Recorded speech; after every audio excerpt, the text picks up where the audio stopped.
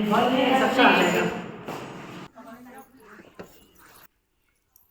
guys, welcome back to my channel. Mayam wegi channel taram na okchari. So mayam ngasi se ai jamna kali thabak jam kan ba hai do tare ka. Isana thabak puthok pa hai do tare ka. Yam do ngasi se agi fi sing se yong se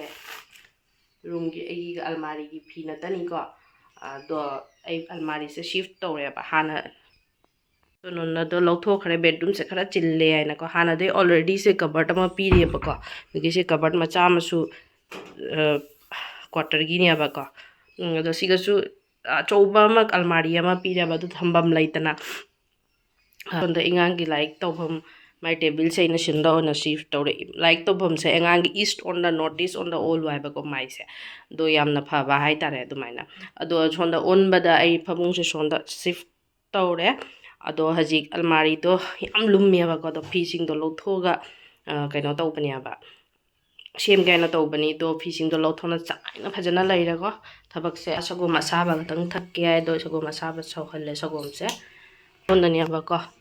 uthoi se almari se leire ba almari se khulum mani khu chawri fajan chaw almari se akhoi quarter da phangba na tani ko akhoi gi government quarter da smai bathroom do ai khatang newly ai sem ge tawre gi room se aduna fajana chaijari mayamna lore ado kedawni government quarter da adjust tawna leita bani service leiringai di ko aduna ngasi fajana ai room se imung se fajana ai kay hai tare makeover tawrage khanbani ba ko do haujare makeover se du sarak siga phone su lae madam singing akhoi gi program ama oidori dance tawdaba yaroi haina ngasi meeting muk aure do adu su sarak ta chatte tori 10:45 hai matam se yore do su chakke tawri yam so sarak siga langhauri ni ko do tawrase yengasi meyam leire ki chairam se ilaga se loisalaga dugai kona chtoy mi ngasi corn boil corn puri dugai cha sagom dumai tawna dum ayuk ki thabak se loisale ko breakfast se so mayam salage charupi hana school thilurage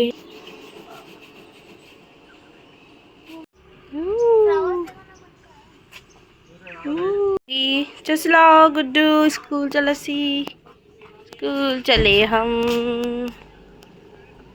अदु मयाम इचानुपीसु school चखरे अदुगैदी meeting सिगा अखोइगी next programme की practice हौरो हाइना हाइरे अदो मैं hello guys कैसे हो कहते मैं बढ़िया हूँ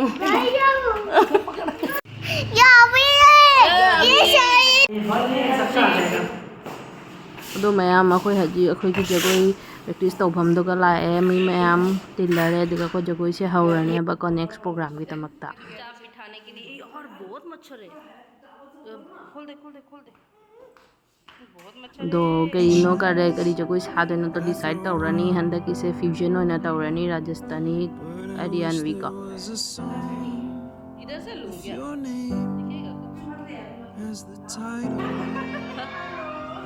behind the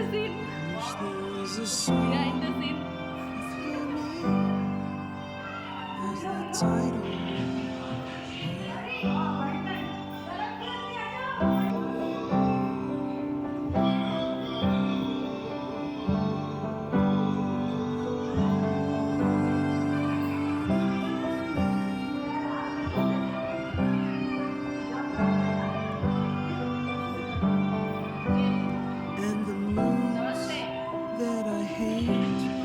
tend to embrace.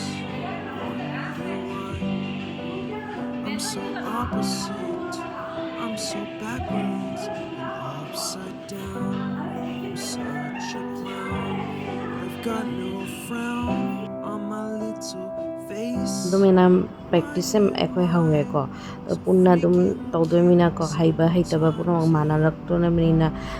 adugai di jam short time the practice se hobani adugai di hang hangchit dum program se dum perform tawdora bani ba ko do video so ai dum se video si ga dum ai hapchara ge mayam so mayam video se continue to na yeng view adugai di like subscribe to view mayam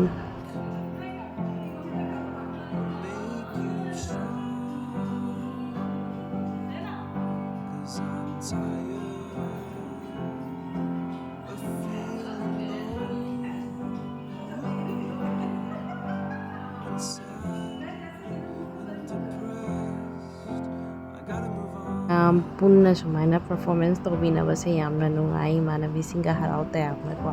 ꯌꯥꯝꯅ ꯇꯥꯏꯝꯁꯦ ꯆꯠꯈꯤꯕ ꯈꯪꯍꯧꯗꯦ ꯁꯣ ꯃꯌꯥꯝ ꯁꯨꯃꯥꯏꯅ ꯑꯗꯣ ꯃꯌꯥꯝ ꯍꯧꯖꯤꯛ ꯌꯨꯝꯗ ꯍꯜꯂꯅꯤ ꯁꯦ ꯄ꯭ꯔꯦꯛꯇꯤꯁꯁꯦ ꯂꯣꯏꯔꯒ ꯁꯦ ꯂꯥꯁ ꯄ꯭ꯔꯦꯛꯇꯤꯁ ꯑꯣꯏꯗꯣꯏꯅꯤ ꯑꯗꯨꯒ ꯌꯨꯝꯗ ꯆꯥꯏꯔꯤꯕꯁꯤꯡꯗꯣ ꯂꯣꯏꯁꯤꯜꯂꯒ ꯑꯃꯨꯛ ꯚꯤꯗꯤꯑꯣ ꯃꯌꯥꯝꯗ ꯍꯥꯞꯆꯔꯛꯑꯒꯦꯀꯣ ꯃꯌꯥꯝ ꯑꯗꯣ ꯃꯌꯥꯝ ꯔꯨꯝꯁꯦ ꯑꯩ ꯀꯔꯝꯃꯥꯏꯅ ꯃꯦꯀꯑꯣꯚꯔ ꯇꯧꯁꯤꯒꯦ ꯑꯩ ꯃꯐꯝ ꯃꯔꯥꯡ ꯈꯪꯉꯛꯇ꯭ꯔꯦꯀꯣ ꯀꯔꯝꯕꯅ ꯍꯥꯟꯅ ꯂꯣꯏꯁꯤꯟꯁꯤꯒꯦ ꯐꯤꯁꯦ ꯂꯣꯏꯁꯤꯟꯁꯤꯔꯥ ꯐꯔꯅꯤꯆꯔꯁꯦ ꯍꯥꯟꯅ ꯁꯦꯠ ꯇꯧꯁꯤꯔꯥ ꯃꯐꯝ ꯃꯔꯥꯡ ꯈꯪꯗ꯭ꯔꯦꯕ ꯐꯥꯏꯅ ꯂꯣꯏꯔꯕꯀꯣ ꯑꯗꯣ ꯌꯥꯡꯅ ꯑꯩ ꯇꯧꯒꯦ ꯍꯥꯏꯅ ꯍꯣꯠꯅꯖꯔꯤ ꯑꯗꯨꯒ ꯅꯨꯃꯤꯠꯁꯨ ꯌꯧꯈ꯭ꯔꯦꯀꯣ ꯆꯥꯛꯁꯨ ꯊꯣꯡꯗꯣꯏꯅꯤꯀꯣ ꯑꯗꯨꯒ ꯍꯁꯕꯦꯟ ꯂꯥꯛꯑꯅꯤ ꯏꯉꯥꯡ ꯂꯥꯛꯑꯅꯤ ꯃꯆꯥ ꯂꯥꯛꯑꯅꯤ ꯑꯩꯗꯤ ꯀꯣꯛ ꯁꯥꯔꯦꯕꯀꯣ ꯑꯗꯨꯅ ꯁꯨꯃꯥꯏꯅ ꯇꯦꯕꯤꯜꯒꯁꯦ ꯁꯠ ꯁꯨꯃꯥꯏꯅ ꯊꯤꯠꯆꯟꯕꯤꯔꯦ ꯃꯥꯒꯤ ꯇꯣꯏ ꯋꯥꯏ ꯑꯁꯣꯝꯗꯅ ꯑꯩꯅ ꯔꯦꯛ ꯑꯦꯃꯥꯖꯣꯟꯗꯩ ꯑꯣꯔꯗꯔ ꯇꯧꯖꯕꯗꯣ ꯑꯗꯨ ꯄꯥꯜꯂꯦꯀꯣ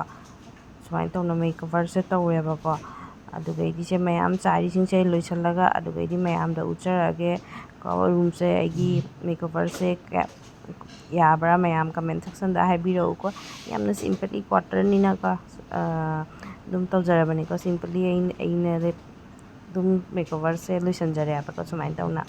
ꯁꯣ ꯃꯌꯥꯝ ꯑꯩ ꯚꯤꯗꯤꯑꯣꯁꯤꯒ ꯊꯥꯡꯒꯠꯆꯔꯛꯑꯒꯦꯀꯣ ꯃꯦꯀꯑꯣꯚꯔꯒꯤ ꯃꯇꯨꯡꯗ ꯔꯨꯝꯁꯦ ꯀꯃꯥꯏꯅ ꯇꯧꯔꯤ ꯍꯥꯏꯗꯣ ꯃꯌꯥꯝ ꯌꯦꯡꯕꯤꯌꯣ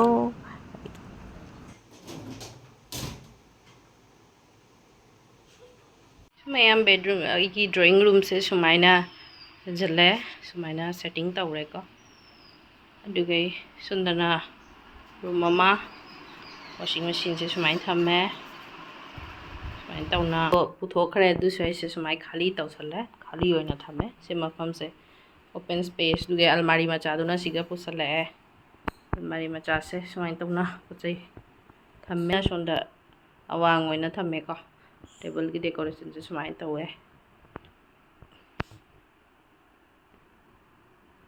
ꯁꯨꯃꯥꯏꯅ ꯇꯧꯅ ꯔꯨꯝꯁꯦ ꯈꯔ ꯑꯩꯅ ꯁꯦꯝꯗꯣꯛꯄꯗꯣ ꯁꯨꯃꯥꯏꯅ ꯇꯧꯅ ꯊꯝꯃꯦ ꯁꯤ ꯃꯇꯨꯡꯗ ꯉꯁꯤꯁꯦ ꯐꯥꯏꯅꯦꯜ ꯗꯦꯅꯤ ꯑꯩꯈꯣꯏꯒꯤ ꯄꯔꯐꯣꯔꯃꯦꯟꯁꯀꯤ ꯑꯗꯣ ꯑꯩ ꯃꯁꯛꯁꯦ ꯎꯕꯗꯁꯨ ꯌꯥꯝ ꯇꯥꯏꯌꯔꯠ ꯃꯥꯟꯕꯗꯣꯀꯣ ꯉꯁꯤꯁꯦ ꯄꯄꯥ ꯃꯃꯥ ꯂꯥꯛꯑꯝꯕꯁꯨ ꯂꯣꯏꯅꯉꯁꯤ ꯍꯟꯈꯔꯦꯕꯀꯣ ꯑꯌꯨꯛꯇ ꯑꯗꯣ ꯏꯃꯣꯟꯁꯤꯁꯨ ꯌꯥꯝ ꯅꯨꯡꯉꯥꯏꯇ꯭ꯔꯦ ꯑꯗꯨꯒ ꯀꯞꯄꯩꯁꯨ ꯃꯤꯠꯀꯠꯁꯦ ꯈꯔ ꯄꯣꯝꯃꯦꯕꯀꯣ ꯑꯗꯣ ꯌꯥꯝꯅ ꯇꯨꯛꯊꯔꯦ ꯉꯁꯤ ꯅꯨꯃꯤꯠꯁꯦ ꯑꯗꯣ ꯀꯩꯗꯧꯅꯤ ꯉꯁꯤ ꯅꯨꯃꯤꯠꯁꯦ ꯄ꯭ꯔꯣꯒ꯭ꯔꯥꯝꯁꯨ ꯑꯣꯏꯕꯅꯤꯅ ꯀꯣ ꯄ꯭ꯔꯣꯒ꯭ꯔꯥꯝꯁꯦ ꯀꯝꯄ꯭ꯂꯤꯠ ꯑꯣꯏꯅꯕ ꯅꯍꯥꯟꯗꯩ ꯇ꯭ꯔꯥꯏ ꯇꯧꯖꯔꯛꯄꯗꯣ ꯑꯗꯣ ꯉꯁꯤꯁꯦ ꯀꯝꯄ꯭ꯂꯤꯠ ꯑꯣꯏꯔꯅꯤ ꯉꯁꯤ ꯄ꯭ꯔꯣꯒ꯭ꯔꯥꯝꯅꯤ ꯃꯌꯥꯝꯗ ꯚꯤꯗꯤꯑꯣꯁꯦ ꯑꯗꯨꯝ ꯑꯩ ꯁꯤꯌꯔ ꯇꯧꯖꯔꯛꯀꯦꯀꯣ ꯁꯣ ꯃꯌꯥꯝ ꯌꯦꯡꯃꯤꯟꯅꯔꯁꯤ ꯑꯩꯒꯤ ꯚꯤꯗꯤꯑꯣꯁꯦ ꯑꯦꯟ ꯊꯦꯡꯛ ꯌꯨ ꯑꯣꯜ ꯑꯩꯉꯣꯟꯗ ꯁꯞꯄꯣꯔꯠ ꯇꯧꯕꯤꯕꯒꯤ ꯉꯁꯤ ꯔꯦꯗꯤ ꯑꯣꯏꯔꯦ ꯑꯩꯈꯣꯏꯅ ꯇꯧꯗꯣꯏꯁꯦ ꯔꯥꯖꯁꯊꯥꯅꯤ ꯄ꯭ꯂꯁ ꯐ꯭ꯌꯨꯖꯟꯅꯤꯀꯣ ꯕꯣꯂꯤꯋꯨꯠ ꯑꯗꯨꯅ ꯁꯦ ꯃꯥꯏ ꯗ꯭ꯔꯦꯁꯅꯦꯕꯀꯣ ꯑꯩ ꯁꯦꯠꯂꯤꯁꯦ ꯁꯤ ꯂꯩꯔꯦ ꯃꯦꯀꯞꯁꯦ ꯁꯝꯕꯨꯟ ꯑꯣꯏꯅ ꯄꯨꯜꯂꯦ ꯁꯤꯒ ꯃꯊꯛꯇ ꯆꯨꯟꯅꯤꯁꯦ ꯇꯧꯔꯛꯇꯣꯏꯅꯦꯕꯀꯣ ꯑꯗꯨꯅ ꯁꯨꯃꯥꯏꯅ ꯇꯧꯅ ꯔꯦꯗꯤ ꯑꯣꯏꯖꯔꯦ ꯁꯦ ꯔꯥꯖꯁꯊꯥꯟꯒꯤ ꯐꯣꯛ ꯗꯥꯟꯁꯀ ꯑꯩꯈꯣꯏ ꯍꯤꯟꯗꯤ ꯕꯣꯂꯤꯋꯨꯗꯀꯤ ꯐ꯭ꯌꯨꯖꯟꯅꯦꯕꯀꯣ ꯁꯣ ꯃꯌꯥꯝ ꯂꯣꯏꯁꯤꯟꯖꯔꯦ ꯃꯌꯥꯝꯗ ꯎꯖꯔꯛꯀꯦ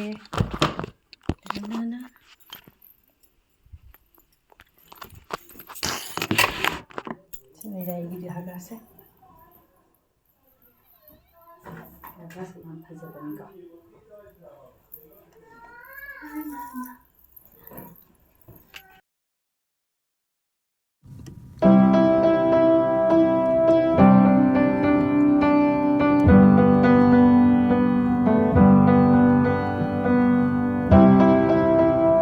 ꯁꯣ ꯃꯌꯥꯝ ꯑꯁꯨꯝꯅ ꯑꯩꯈꯣꯏ ꯄ꯭ꯔꯣꯒ꯭ꯔꯥꯝꯁꯦ ꯁꯛꯁꯦꯁꯐꯨꯜꯂꯤ ꯀꯟꯗꯛ ꯑꯣꯏꯖꯔꯦꯀꯣ ꯃꯌꯥꯝ ꯁꯛꯁꯦꯁꯐꯨꯜ ꯄꯨꯝꯅꯃꯛ ꯀꯝꯄ꯭ꯂꯤꯠ ꯑꯣꯏꯅꯔꯦ ꯍꯔꯥꯎ ꯇꯌꯥꯝꯅ ꯅꯨꯡꯉꯥꯏꯅ ꯑꯗꯨꯝ